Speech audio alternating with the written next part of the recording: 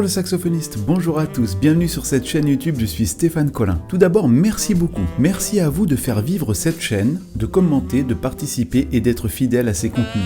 Aujourd'hui, je vais vous parler de quelques livres, quelques lectures.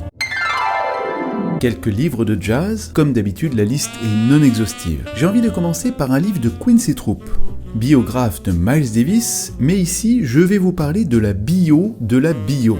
C'est-à-dire sa vision des choses à lui. C'est passionnant de découvrir le trompettiste par une personne qui l'a côtoyé de près et qui était son ami.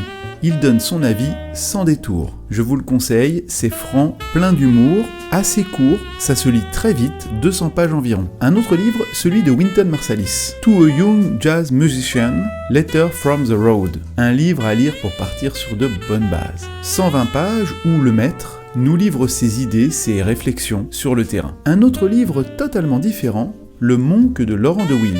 On connaît évidemment le talentueux pianiste qu'il est, peut-être moins le talentueux écrivain. En effet, c'est drôle, bien écrit, intelligent. Le livre de 300 pages se lit très rapidement. N'étant pas un inconditionnel de Monk, ce livre m'a donné de nouvelles clés pour mieux découvrir ce magnifique pianiste. Et pour terminer, je citerai la phrase de Barry Harris que l'on retrouve à la page 139, je crois. À la maison, les autres musiciens pratiquaient leur instrument, mais Monk, lui, pratiquait la musique. Music is My Mistress de Duke Ellington. Plus de 500 pages. Pas forcément très bien écrit, pas non plus très bien organisé. Ça part un peu parfois dans tous les sens. Cependant, j'ai trouvé réellement intéressant, parfois jubilatoire, certains des nombreux chapitres consacrés aux musiciens qui ont compté dans la vie du Duke. Ceux qu'il a juste croisés, ceux qui lui ont été fidèles, ceux pour qui il a une folle admiration, ou encore les grands de ce monde qu'il a croisés et dont on ressent une vision affûtée de l'être humain qu'il était, sans être dénué d'humour et de réalisme. Il existe évidemment de nombreux autres livres, celui de Charles Mingus, celui d'Art Pepper,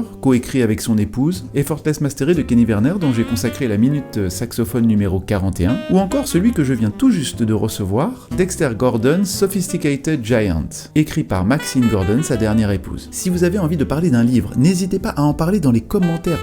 Faites partager vos expériences. Je suis sûr que cela pourra donner envie à d'autres saxophonistes ou d'autres musiciens de lire vos propositions. Si cette minute saxophone vous a plu, n'hésitez pas à cliquer sur le pouce, à vous abonner et surtout activer la petite cloche de notification pour recevoir les dernières vidéos. N'hésitez pas non plus à me placer des commentaires, poser des questions dans le fil, j'y répondrai avec plaisir.